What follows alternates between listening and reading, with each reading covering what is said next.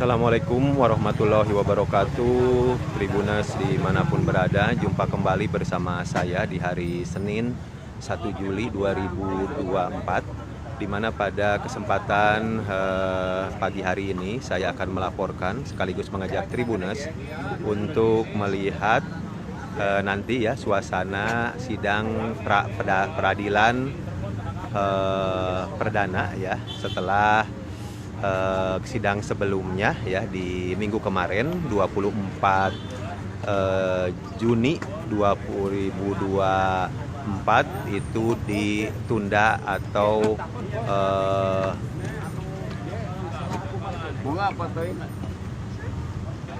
dialihkan ya pelaksanaan sidangnya ke hari ini sehubungan pada saat itu 24 Juni 2024 ya pihak dari termohon yakni dari Polda Jabar tidak hadir, makanya sidang diundur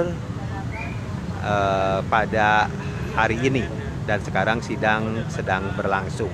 Nah di sini Tribuners terlihat spanduk kembali dipasang oleh sahabat Peggy berharap dukungan dari masyarakat, dari warga ya untuk Peggy agar bebas dari jeratan hukum dalam kasus pembunuhan Vina dan Eki Cirebon. Oke, sekarang Tribuners saya akan ajak Tribuners untuk melihat suasana persidangan di dalam ya. Mudah-mudahan sinyal tidak bermasalah karena tadi sempat terkendala oleh sinyal ya di ruang sidang ya. Mudah-mudahan sidangnya masih berlangsung dan tidak terkendala oleh sinyal ya, jadi Tribuners bisa langsung menyaksikan suasana sidangnya ya. Tapi mudah-mudahan sidangnya masih berlangsung ya Tribuners.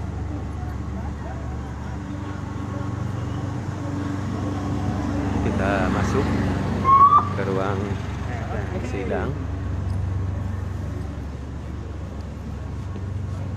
Oh, sepertinya sudah selesai.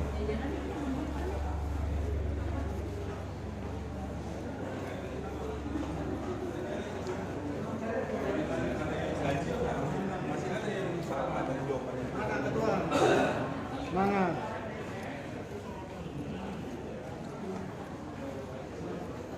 Lihat Tribuners, mudah-mudahan sinyal tidak bermasalah karena tadi berkali-kali akan melakukan live terkendala oleh sinyal. Sini sudah terlihat dari sini suasana persidangan, sejumlah media elektronik maupun cetak ya sudah bersiap-siap untuk melakukan wawancara nanti di saat sidang selesai. Dan di sini sejumlah warga yang tidak bisa menyaksikan berjalannya sidang disediakan televisi ya di luar ruangan sidang. Ya ini di lapangan bulu tangkis ya. Oke, kita geser Tribuners ke sini.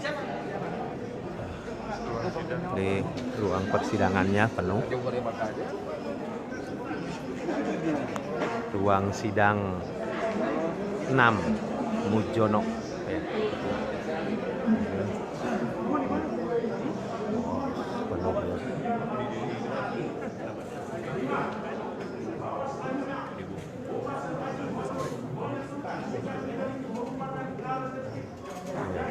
Penuh ya.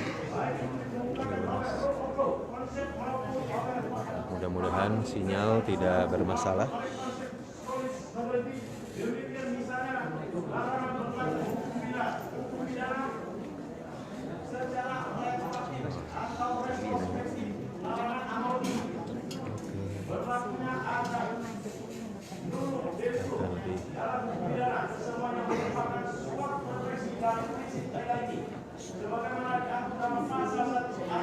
Saya mah orang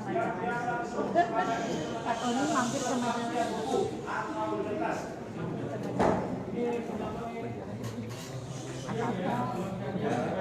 Majelis hakim mengingatkan kepada penonton atau yang menyaksikan karena berisik.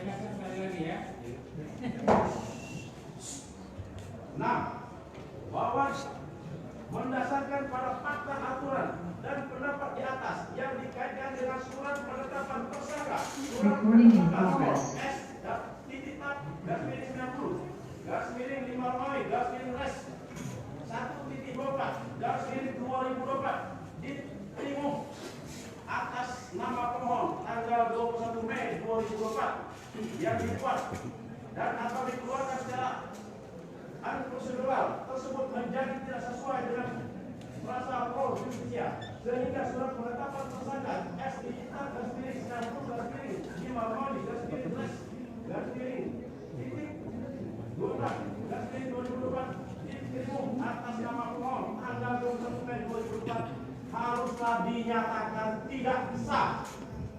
7. Bahwa sebagaimana telah diuraikan sebelumnya, maka pemohon berpendapat jelas beralasan dan dibenarkan hukum bahwa tindakan termohon atas penetapan tersangka atas diri pemohon termasuk segala keputusan atau penetapan yang dikeluarkan lebih lanjut oleh termohon yang berkenaan dengan penetapan tersangka atas diri pemohon atas oleh termohon merupakan tindakan sewenang-wenang dan bertentangan dengan hukum.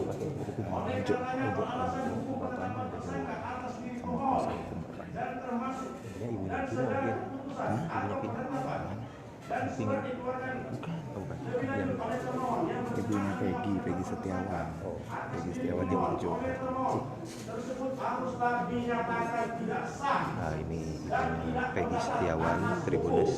Sehingga surat ketetapan S titik tab garis miring 9 Romawi garis miring 90 garis miring 5 Romawi garis miring res titik 1.24 garis miring 2024 diterima atas nama pemohon tanggal 21 Mei 2024 haruslah dinyatakan tidak sah dan atau tidak mempunyai kekuatan hukum.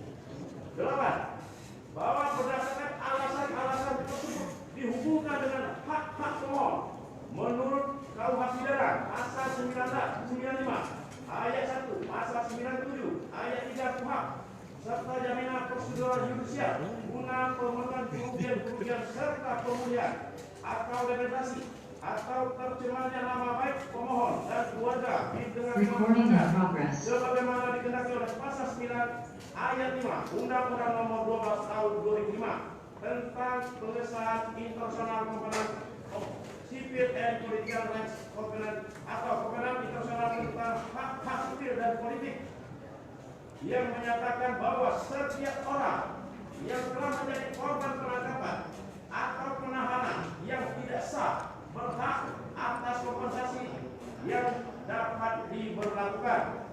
9. Sebagaimana telah pemohon uraikan di atas bahwa penetapan tersangka terhadap diri pemohon dilakukan dengan tidak sesuai prosedural menurut ketentuan peraturan perundang-undangan yang berlaku khusus KUHP, KUHP junto putusan Mahkamah Konstitusi dengan nomor perkara 21 garis miring PUU garis miring 2 Romawi garis miring 2014 tersebut merupakan bentuk pelanggaran hak asasi manusia. 10. Bahwa berdasarkan pasal 6 ayat 2 Undang-Undang Nomor 48 Tahun 2009 tentang pokok-pokok Recording in progress. bagaimana juga terhadap pasal 6 ayat 2 Undang-Undang Nomor 48 Tahun 2009 tentang proses kehakiman yang berbunyi tiada seorang juga pun tanpa dapat dijatuhi pidana kecuali apabila pengadilan karena alat pembuktian yang sah menurut undang-undang mendapat keyakinan bahwa seseorang yang dianggap dapat bertanggung jawab telah bersalah atas perbuatan yang dituduhkan atas dirinya.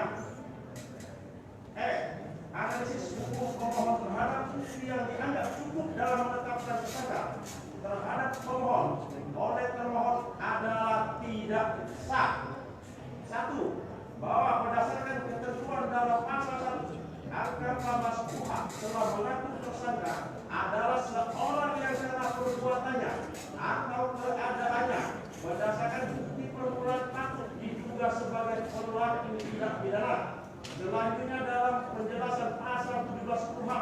yang berbunyi yang dimaksud dengan bukti permulaan yang cukup ialah bukti permulaan yang menduga adanya tindak pidana sesuai dengan pasal 1 butir 14 lebih lanjut berdasarkan keputusan Mahkamah Konstitusi Republik Indonesia nomor 21 PUU strip 12/2014 dalam amal putusan yang berkaitan pembuktian permulaan yang cukup adalah sebagai berikut. Pasal bukti permulaan yang cukup dan bukti yang cukup sebagaimana ditentukan dalam pasal 1 angka 14, pasal 17 dan pasal 21 ayat 1 Undang-Undang Nomor 8 Tahun 1981 tentang hukum acara pidana. Mempunyai kekuatan hukum yang mengikat sepanjang tidak dimaknai bahwa bukti permulaan yang cukup dan bukti yang cukup adalah minimal 2 alat bukti yang termuat dalam pasal 184 Undang-Undang Nomor 8 Tahun 1981 tentang hukum acara pidana. Cek pasal bukti permulaan yang cukup dan bukti yang cukup sebagaimana ditentukan dalam pasal 1 angka 14, pasal 17 dan pasal 21 ayat 1 Undang-Undang Nomor 8 Tahun 1981 tentang hukum acara pidana. Bertentangan dengan Undang-Undang Dasar Negara Republik Indonesia tahun 1945 sepanjang tidak dimaknai bahwa bukti permulaan yang cukup dan bukti yang cukup adalah minimal 2 alat bukti yang termuat dalam pasal 184 Undang-Undang Nomor 8 Tahun 1981 tentang acara pidana. 2.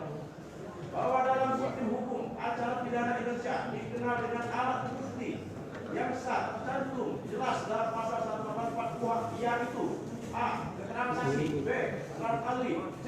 Surat, D. Petunjuk, E. Keterangan terdakwa. 3. Berdasarkan uraian fakta dan peristiwa dalam perkara akuo, dugaan kuat bahwa termohon dalam menjalankan fungsi penyidikan pro justisia menentukan pemohon sebagai tersangka berdasarkan bukti permulaan yang cukup, alat bukti yang cukup, namun alat bukti yang diserahkan pemohon dalam perkara ini haruslah terlebih dahulu diurai dan diuji apakah 2 alat bukti dimaksud dapat dikualifikasikan sebagai bukti yang menunjukkan tindak pidana dan telah menunjukkan bahwa tersangka adalah melakukan. 4. Bahwa untuk menguji terhadap sadar penetapan tersangka terhadap pemohon yang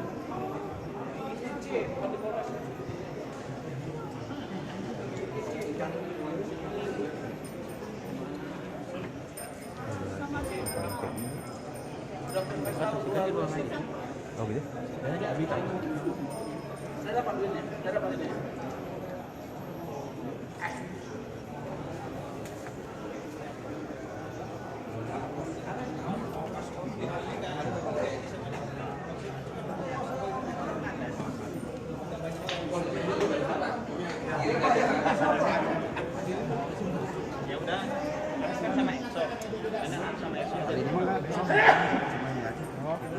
Solidaritas. Nasi spaghetti 2.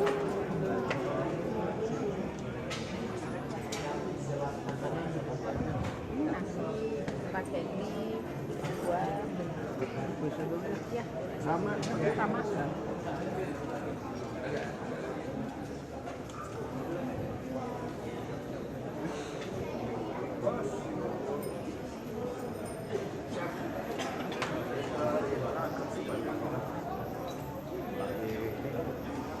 Kerja kayak terkelak.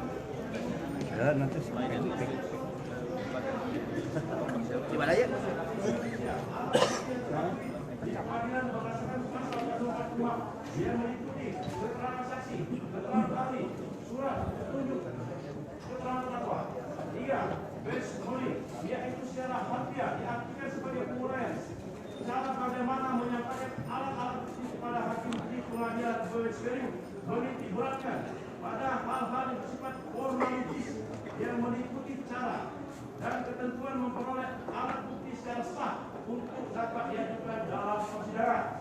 4. Bewis kelas, yaitu pembagian beban pembuktian yang diwajibkan oleh undang-undang adalah untuk membuktikan suatu peristiwa hukum yang dalam perkara pidana memiliki kewajiban membuktikan adalah penyidik. Oke, Tribuners, kita sudahi dulu ya live sidang ini dan oke, Tribuners, saya sudahi dulu ya live sidang pra-peradilan Peggy Setiawan ya dalam kasus pembunuhan Pina dan Eki di Cirebon ya 2016 yang lalu. Mohon maaf tidak bisa dilanjutkan sehubungan sinyal yang tidak mendukung. Saya pun ini harus mencoba menjauh dari ruangan sidang dan sekarang sinyal kembali menyala ya. Oke, demikian Tribuners, semoga informasi ini bermanfaat. Wassalamualaikum warahmatullahi wabarakatuh.